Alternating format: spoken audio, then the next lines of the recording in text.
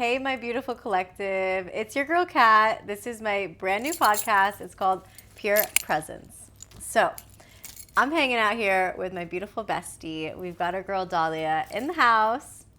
She is a fellow phenomenal performer, an entrepreneur, and an artist. She makes beautiful creations from jewelry to visual arts, paintings, anything under the sun, you name it.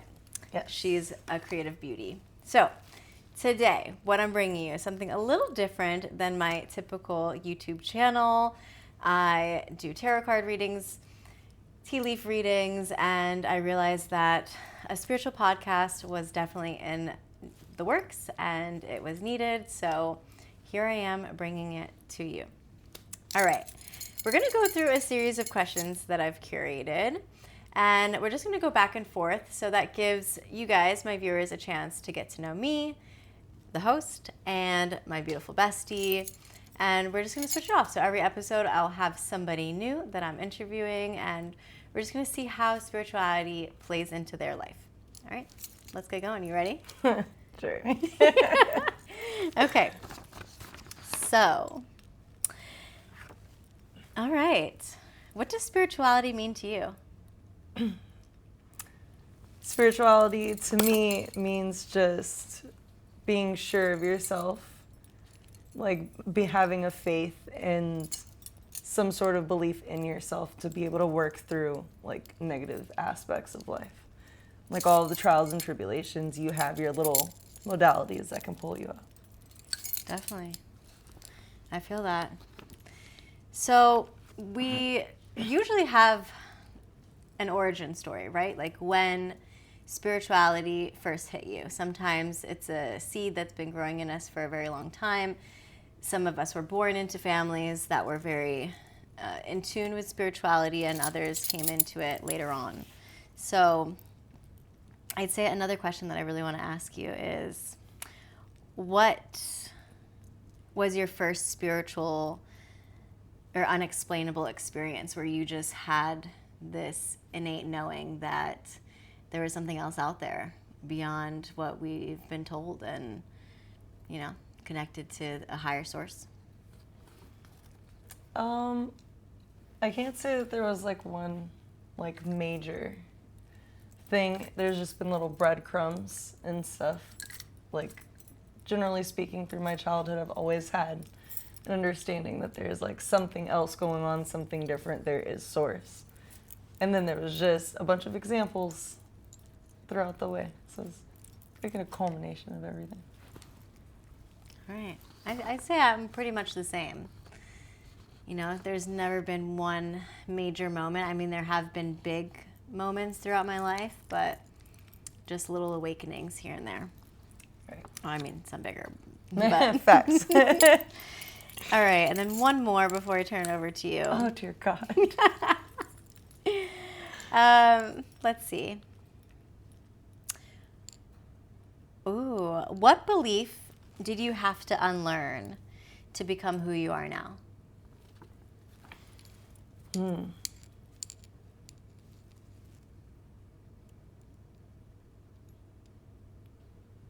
That is a good question. Right? I would have to say just that overall that I'm not good enough at something. That even through, like, it's more so just about practice and consistency. Some things I might, like, think, oh, I have a natural knack for it, and I don't get it right. But it's just the practice and consistency keeps it going. Yeah, the imposter syndrome is real. Yeah, imposter syndrome's crazy. But no, like, just having to get over, like, you're not good enough. If you really want something, you're going to work for it and go for it. So. I love that. All right.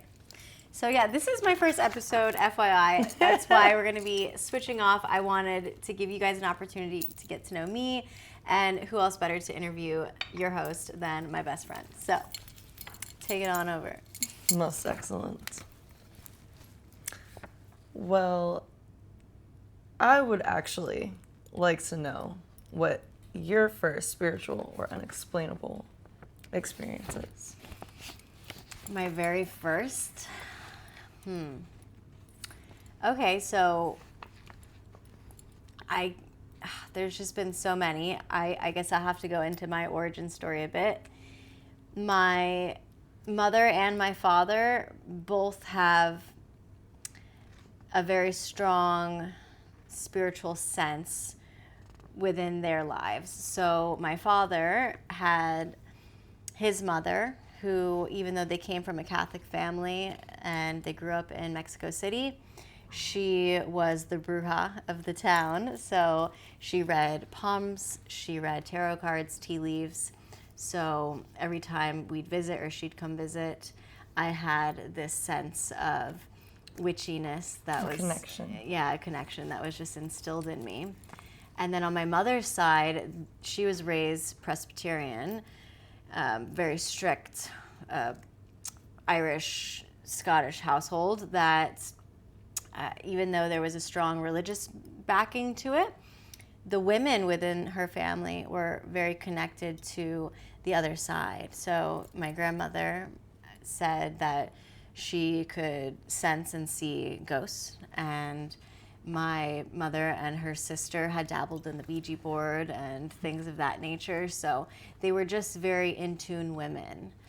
And I think, those moments that were sprinkled into my childhood and,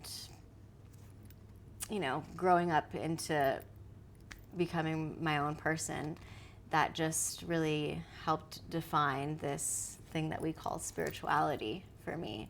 I knew that there's this grand sense of a source of energy that rolls over this universe and all of the universes. And I was raised Catholic because my father and my godmother decided that they needed to instill some kind of religious upbringing for me, but it just never resonated. I knew that there was something beyond this bearded man in the sky. Yes. Yeah, it never resonated with me to bow down to a man. A whole lot of questions behind that.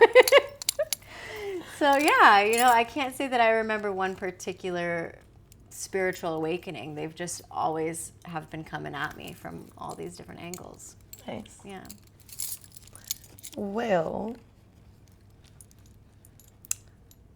I would like to know if there was, with all of that and everything coming naturally to you, if there was a specific moment that cracked you open spiritually, that just kind of unleashed everything. I'd say my teen years. Heard.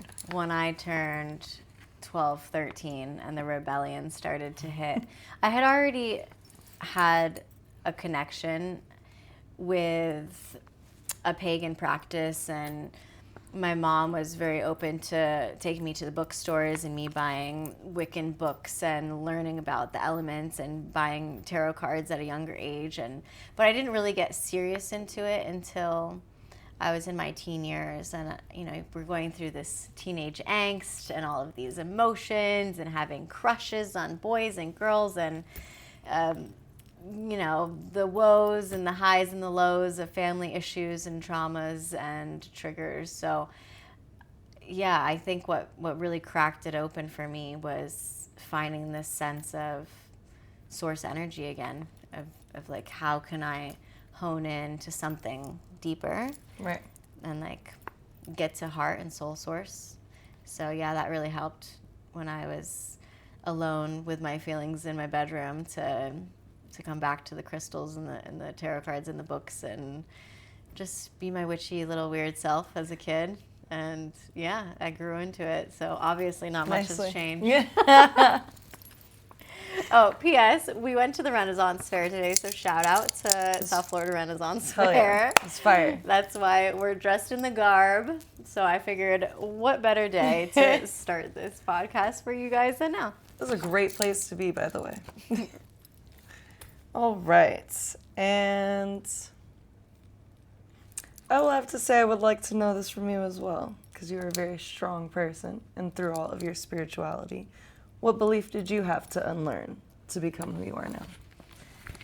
Well, definitely imposter syndrome, just like you. I feel like we all battle that no matter how strong you look on the outside. There's always these insecurities and fears that are underlying there's, the angel, the devil that's on your shoulder and your ear that's talking you down or raising you up. And I'd say on a deeper level, yeah, that, we are good enough. And I'd say on a personal note that my mistakes don't define me. All of the times that I've ever wronged someone don't define the person that I am today.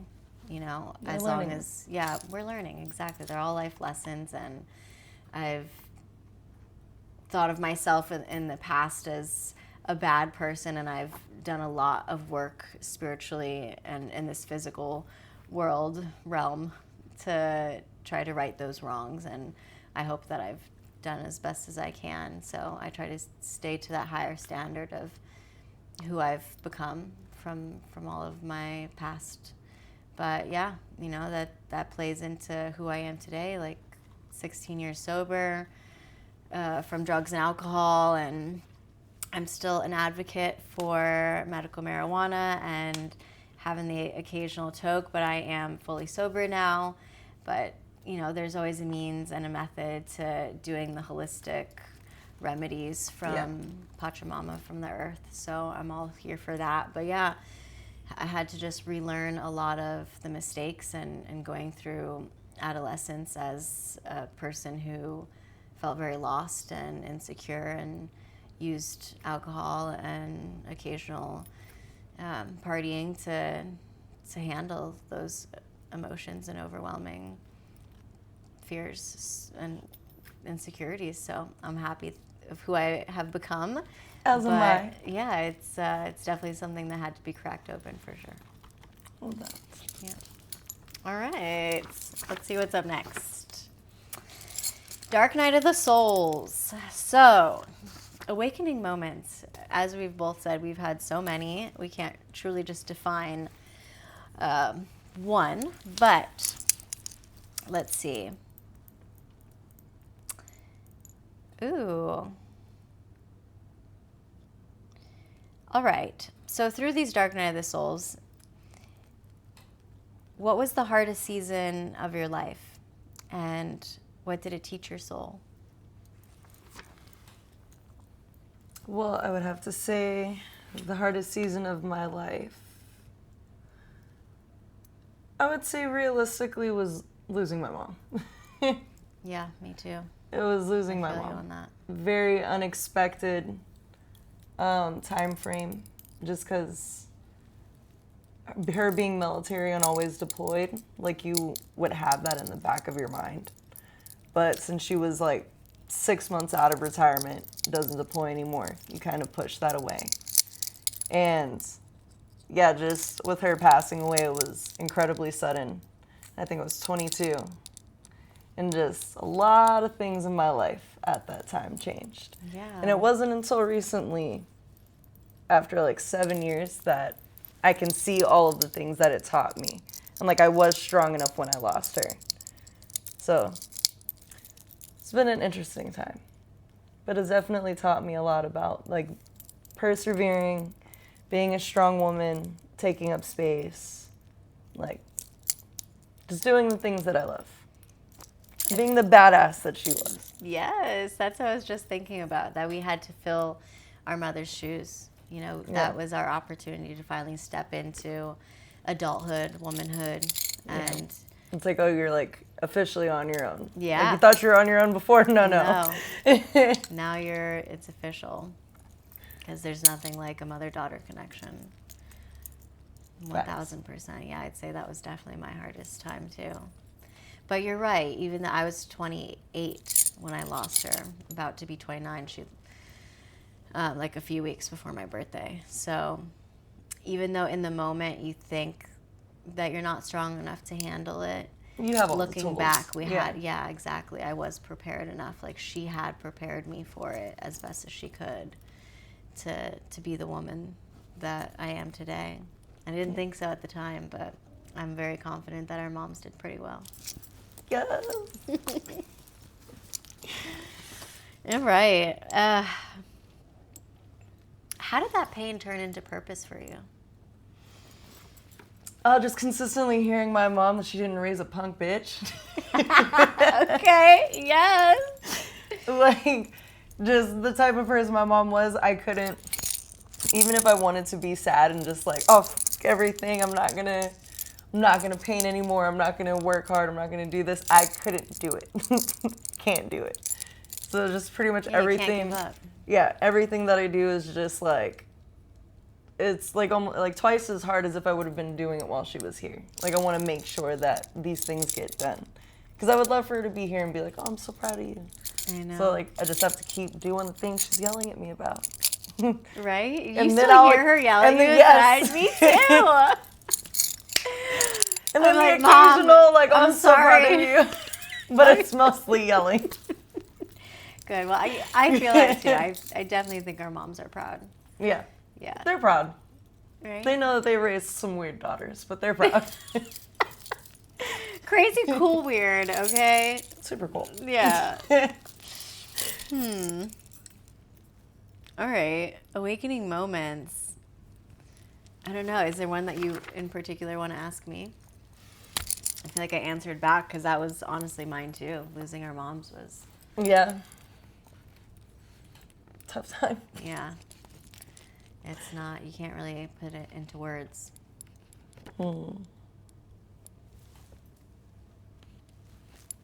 Okay. So, have you ever had a dark night of the soul? What does that mean to you, and what did it look like? Whew. I have definitely had a dark night of the soul. I believe that I've had a few.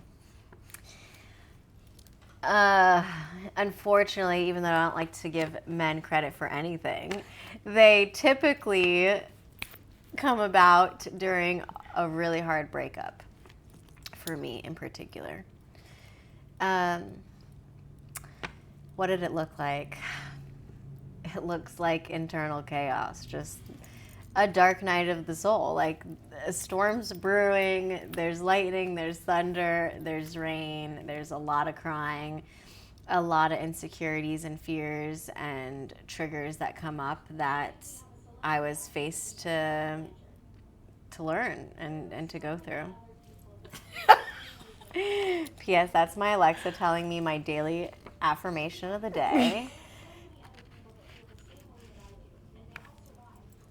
Oh, that's amazing. She's saying that, remember that there's so many other people that have gone through what we've all gone through and that they've survived. So a Facts. healthy reminder that we can survive through this, right? We got this. Okay, Alexa, that's enough. Thank you.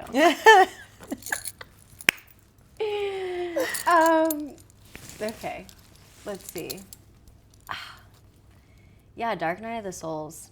They come in strong and fast. It reminds me of the Tower card in a tarot deck, where it's just an inevitable change that you have to go through for your learning experience. And in the moment, it's so hard to not say, like, why me? But it has to be you. Yeah. Like, we need to learn in order to evolve. And there was no other way that we would have been forced to step into those evolved shoes if we hadn't been forced to go through that experience. Yeah. So, yeah, and looking back, since most of them were from really intense breakups, they were toxic. They were unhealthy. They were not honoring me and who I am on a soul level. They didn't help in my growth and my evolution. They, in fact, pushed me down and stifled that growth. So it was hard to really pull myself up from that and to say, I am worthy of true love. I am worthy of respect. And yeah, I feel like that's what a dark night of the soul is, like your evolutionary process. And it's going to be chaotic. It's going to be dark, but you have to go through it, and there is light at the end of the tunnel. I love that.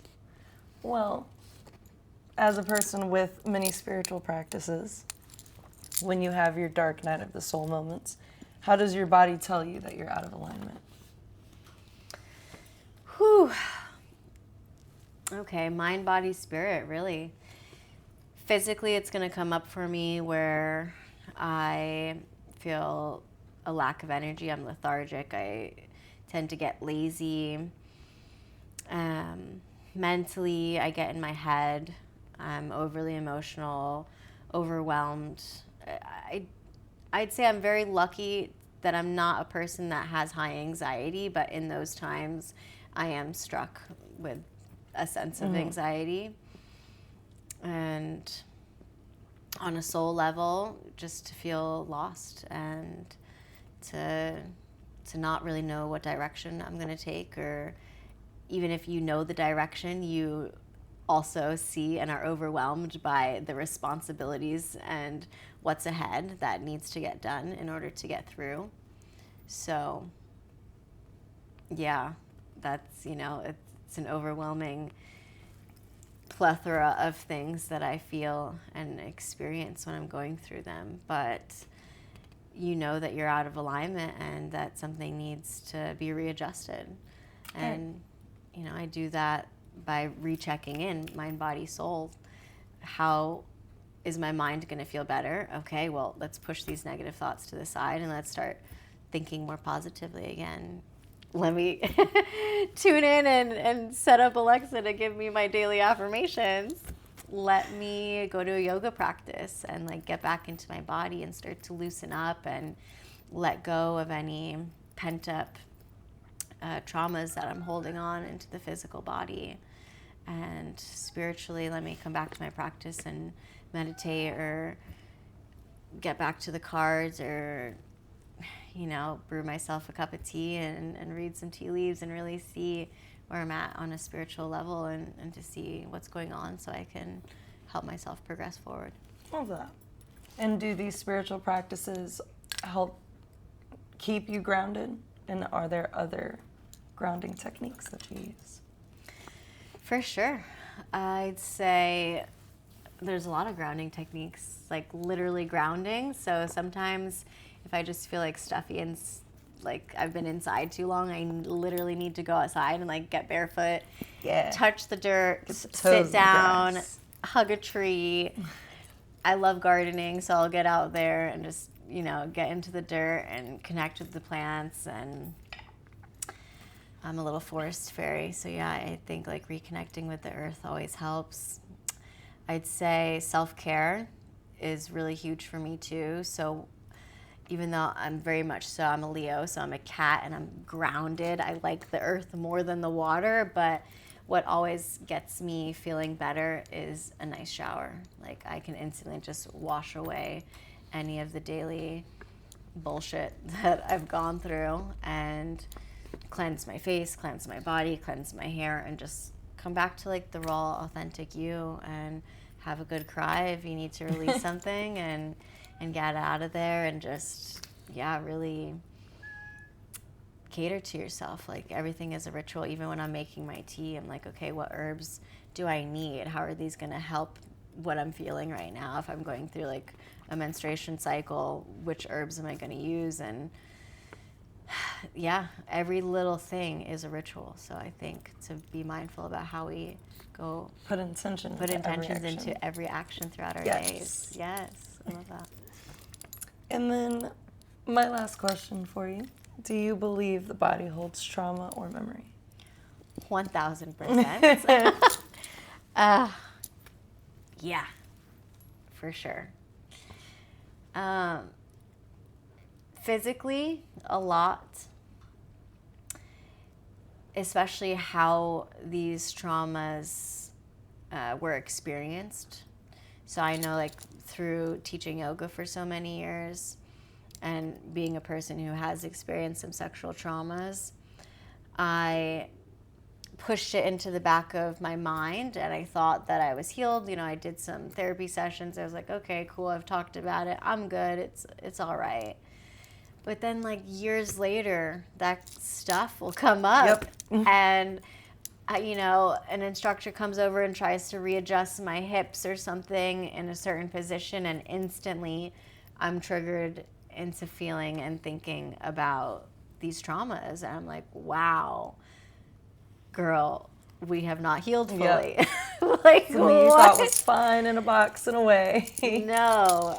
So, yeah, that, you know, there have been quite a few moments throughout my life where I realized, especially after some of these dark night of the souls with exes, even if I had been broken up with them for years later, I'm thinking like, wow, okay, that's not fully resolved yet. I need to like tap back into my heart space and see what's still going on there. Whether, you know, whatever it stems from, fears, codependency issues, insecurities. But yeah, they definitely linger, in my opinion. I would have to agree, especially for women in the womb. Oh yeah, Everything gets trapped there. for sure. All right. Whew. Daily practices. I feel like we were just getting into that, so that's huge for us.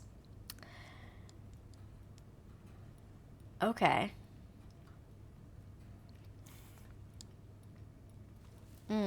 I'm going to play into two of these questions because I know you. Again, this is my bestie. So, what rituals keep you grounded, and how do these spiritual practices look on a bad day, so in comparison to your everyday? So just general spiritual practices that keep me grounded. Lately's for sure been skincare. Skincare in the way that I eat. I've been like eating like a little fairy lately. Because it's like, granted it's healthy, but I'm like, allow luxury to be like in anything. Intention with action. You feel me? So those keep me grounded. Painting keeps me grounded. I love like making jewelry or just learning new art forms. Like it helps me re-tap in, especially if I'm like stuck on one artistic project. If I do another medium, it gives me perspective. It helps. Or just like hang out with my cats. It's a very grounding experience to have them lay on your chest. Their purs literally heal you. Yes. The frequency that they're purring at. When I read that, I was like, oh, that makes so much sense. So much sense. Right? No, but on a bad day, they kind of go down, but not as much as they used to. Over the last couple of years, I've been working a lot on different aspects of healing myself and learned that for me to pull myself back up, I have to maintain certain things. Yes. So, like, keeping up with my skincare is, like, extra special to me on those days, so I'll dedicate, like, masks and stuff. I'll spend extra time with my cats. It's a little bit harder for me to make jewelry, but I'll start to either draw or read if I'm not able to, like, get the energy up to paint. But it is just a lot of sleep time. If I'm in that aspect of my life, I just need a lot of sleep, and it readjusts. You know, something interesting to touch on that. I used to get upset with myself when I would accidentally fall asleep and take a nap throughout the day because I'm such a productive, busy bee of a person that I felt like I was being lazy. Right. And during my very first teacher training for yoga, our instructor said, I don't know what topic, I think we were talking about meditation. Sometimes you fall asleep in the meditation if you're lying down rather I've done than that. seated, I've done that a few times. So she says, no, I'm going to stop you right there. You cannot get upset at the body and the mind and the spirit, remember they're all connected, for doing something that it needs. Our bodies, our minds, our spirits are so much more intelligent than we give it credit for. And she's like, it obviously needed that rest, yes, that rejuvenation, and that's how it recoups. Like, so if your body fell asleep, it needed that. It needed that R&R.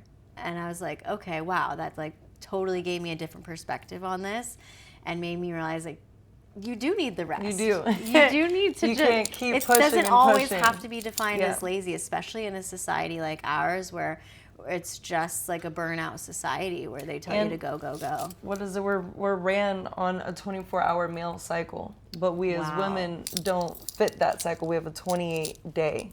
Wow. So, yeah. You know? So we have to allow ourselves the time and space to rest. And there's different types of rest, but sleep is a genuine need. For sure. Wow. Cool. We all need it. Okay. Let's see.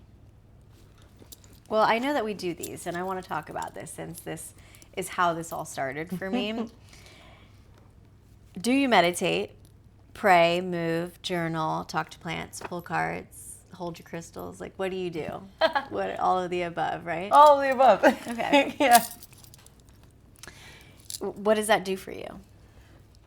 It recenters different aspects of myself. I like when I pull cards, like meditate and work with my crystals. That's definitely like a spirit need. But as far as like meditating and journaling, that's definitely just it's all mind. I need to stop everything that's going on in there. And it's actually it's helpful because I didn't start journaling until I would say like 5 years ago. But I used to write poetry all the time in high school, and looking back on it, that was a consistent I used to write form. poetry too, Yes. right? It was so like nice and it got everything out, like emotions. Yes. It pulled it out of you. But yeah, and then of course, as you know, moving the body absolutely helps.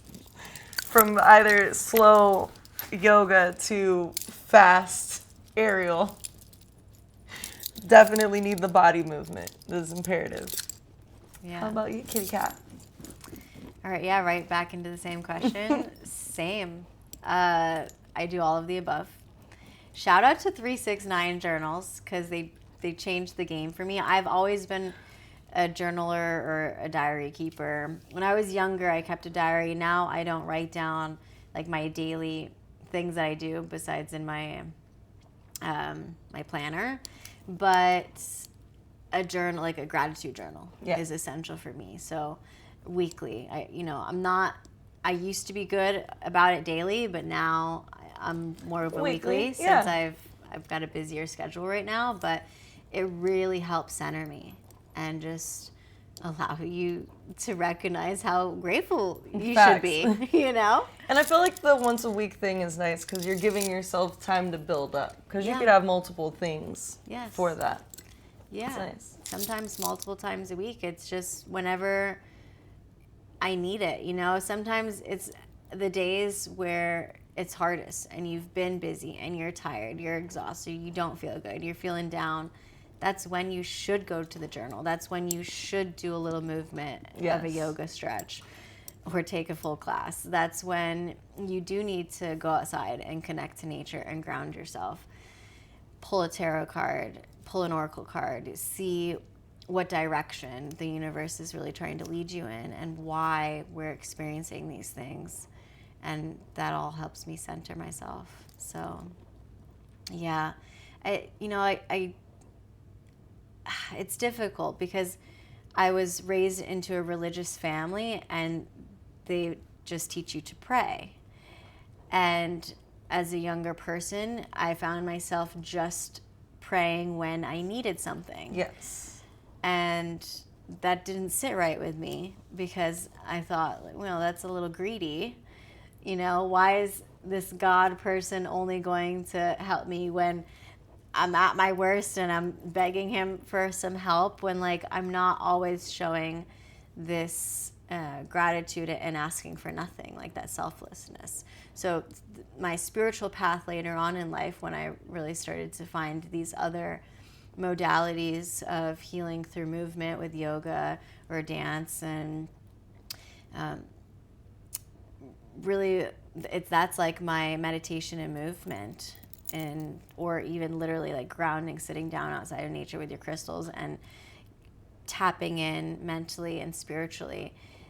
Those were the times that I found myself not really asking the universe or the gods and the goddesses for anything, but just sitting with wow, like, why am I thinking these things? Why am I feeling these things? And that gratitude starts to flow in and makes you realize, like, it's because you're alive. It's because we're given life, and We're having a human experience. we're having the human experience in this flesh suit. So yeah, I think, it's important to experience all of it and just be grateful for it. So let's see, any other questions that you want to ask me on that? Not note? on this page. All right. Well, circling back, what does movement, rest, or touch play in your healing? Movement, rest, or touch play. Okay. Like, what's the end of the question? What does it do How do for they me? play into your healing? How do they play into my healing? Oh, movement is huge for me because I feel like I have so many movement modalities. I love all styles of yoga. I love dance, and in my early 20s is when I really tapped into sensual dance through pole dancing and chair choreographies and floor work, and that really helped me heal a lot of those old sexual traumas. And Same. to recognize that I am beautiful. It's okay to tap into this sexual energy and to become this sensual goddess, instead of what society has portrayed that to be such a negative, it's just this connotation of shunned. Thing, yeah, exactly. And I realized, like, wow, it's not. This is so empowering. And this is so beautiful to tap into. Yes. And to watch my students also grow. I see them come in with leggings and then shorts and then shorter booty shorts and then eventually a bikini and then a thong. I'm like, like, look at, we're fine. And all body types, and we're just starting to love ourselves. We're starting to feel what it is to just be you in your body and to move and to express that into, again, all styles, whether it is just, the sensual aspect or through our aerial arts movements, which doesn't always have to be sexual, but just to feel that strength and that power that you can exude on all of these different apparatuses, and to really, like, prove it to yourself that you are strong, you are capable. Like, your body can move in a plethora of ways. It's incredible, honestly. So they all bring me different kinds of healing. But yeah, movement, I'd say, is my number one out of that category. But all of them play a different role into my healing. All right. Well, I know personally you were very into intuition, signs, and synchronicity. Yeah. So, do you believe in signs from the universe? That's such a silly rhetorical question for me. Of course I believe in signs from the universe. What? Like, I don't believe in coincidences at all. If something pops up into your life, it was meant to happen. It was for a reason. And it's part of your evolutionary path. So, yeah, the signs. I see signs in numbers. If I'm driving and I'm passing by the speed limit, there's a certain number, and that means something to me. And or a license plate on a car, letters and numbers might spell out something, and I'll go look it up later. The times on the clock, we see 11:11, 3:33, 4:44. It's like all of these synchronicities that then again play into something later. So like 4:44, that's grounding, stability, foundation. Right? So then I'm realizing whatever thought process I was in when I was driving, and then I see that number on the clock, I'm like, wow, okay, so if I was just thinking about everything that I've got to do for work and then this number shows up, this is me building that foundation. Yes. This is a sign that I'm on the right path, and the universe is saying, going. keep going. Exactly. So these, they're all synchronicities. And every conversation, too. It's so funny how magical situations and circumstances can be, because we can literally call it in. Like, we manifest our lives. We are the architect of our life, even though it's so easy to fall into that ideology that we're helpless and we are not in control of anything. But you'll catch yourself thinking about something, and then you'll overhear a conversation on the bus of two other people talking about something that correlated. And then later on at work, something similar gets brought up, and you're learning these things through other people's experiences, whether they had any idea that they helped you along your path or not. Facts. And you do that for other It people could have just too. changed the whole perspective. Literally. It's just for meeting a random stranger on a street corner. So, yeah, there's no coincidence. This is all meant to happen, in my opinion. Well, excellent. What is the wildest synchronicity you've had? Wildest synchronicity? I have like 100 a day. Oh, wildest. The wildest. Oh my gosh. Okay. We're going to get real, people. The wildest synchronicity, when I went to Renaissance Fair last year and I got a tarot card reading, and they said, do you have plans to travel out of country, because you're going to meet like a soulmate. You're going to meet a twin flame lover of yours, and you've got to go travel. Do you have plans? And I said, well, no, I don't have a plane ticket purchase yet, but I was just looking up this manifestation training that I want to go do with this incredible woman, and it's in Scotland. Like, she does tours throughout the nation, and I was thinking, okay, well, definitely if I'm going to go to her training anywhere, Esther Hicks, shout out to Esther, love you, and Abraham, amazing.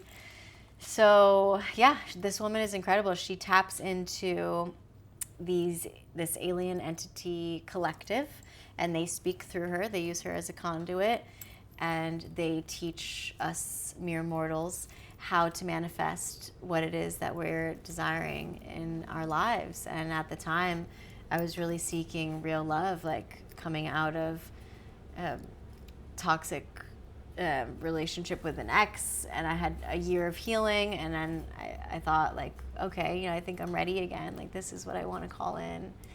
And so that just made me say, okay, you know what? I'm going to book it. I'm going to book the flight. I'm going to book this manifestation training. I'm going to book the Airbnb. Went on over there. I found another psychic in Scotland, went to go see her, and she's like, I want you to be open-minded. I want you to have fun with this. Like, not everything is just meant to be forever or so serious. Like, you're meant to have these lessons and learn from these different men. So just have some fun. Right. And I made a friend, my flatmate, who was staying at the Airbnb with me, and we happened to just, on a synchronicity, be going to the exact same training. And I was like, no way, you're going to the Esther Hicks training? She's like, yeah. I'm like, absolutely insane. Okay, cool. We're traveling together. Let's go. And our Airbnb host, a witchy woman who had done her yoga teacher training with Yogananda in the 90s when I was born. Like, incredible. Just all of these different synchronicities that were flowing throughout that trip. And then Esther, one of the days, was like, I want you to come up with a small manifestation, something that you can see in real time to recognize how powerful you are. And I thought, okay, well, you know what? I'm having fun. I'm like back in my single, free, fun, flirty era.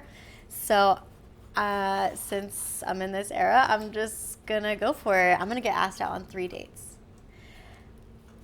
And I did.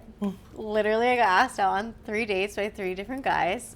First one, just bartender. I'm sober, but I was there having mocktails. Loved it. And I was reading tarot cards at the bar by myself. Solo trip, needed it. And he asked me out. I was like, yeah, sure. He was like, I'm working all week, so it's going to have to be at the end of the week. I'm like, okay, cool. Then another night, I'm by myself. My phone loses its charge. And I run into this guy. They're all leaving the bar. I was about to walk into that bar. He's like, sorry, Lassie, we're closing up shop. Hysterical Scottish guy. I never thought I would allow a man to call me the C word, but he kept saying, you sexy cunt. You sexy. I was like, hold the phone. I don't know if I can say that on your zone. I was like, you know what? I'll let it slide because of this Scottish accent. Love it. So him and I went out. We went to this other bar. He got my phone charged. We had a blast. We had fun. And he's like, I want to take you out. Let's hang out another day. And I'm like, love that. Yeah. Okay. So second time I got asked out.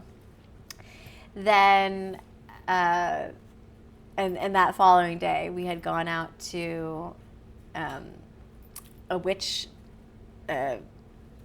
tour, like throughout Scotland, where they take you to all the witchy sites and they teach you just the history of it. So bless you, bless you. Oh, Bless you. thank you. So it's super fun. And then, you know, again, I was more open-minded at that point, that after I had saw that psychic there in Edinburgh, that this is just fun. Nothing has to be like a forever thing. Just experiencing life. The thought in the back of my mind was still there of that first psychic that told me to go on this trip in the first place, of why I'm really here, is because he said I was about to meet some form of a soulmate. So then I only had a few more days left of the trip, and I overhear these guys talking in conversation. I was about to go home. I was tired. It was a long night. I went to like a few different castles that day, went on some tours. So I was in garb similar to this, but more Renaissance era, you know, full skirt Scottish vibes. I was feeling it. And I overhear their conversation about spirituality. And I was just so intrigued and in tune, and I just had to be a part of it. So yeah, they started walking away actually, and I just in my soul I was like, I am magnetically drawn to this conversation and I need to jump in it. So I did. I followed them and I interrupted them like, excuse me, lads, mates, I need to get in on this. What are we talking about here? Hysterical. We had a religious guy, I believe Christian, talking about God, people needing to be saved. We had an atheist, doesn't believe in anything. We have the spiritualist, you know, there's a higher source here. So it was really fun to pick their brains and to see that they were all friends, and to have these really fun conversations with strangers. And then, yeah, one of them, I met another one, and I instantly knew. I was like, that one's special. That one, okay, I think that's the one that the first psychic was talking about. So, yeah, that whole trip in general was mind-blowing. I think that was like the craziest thing, where I had just experienced synchronicity after synchronicity after synchronicity. And I've had a lot of these, you know, awakenings throughout my life, but that one was just, I was so in tune, so aligned. I love that thing. Yeah, it was a fun trip.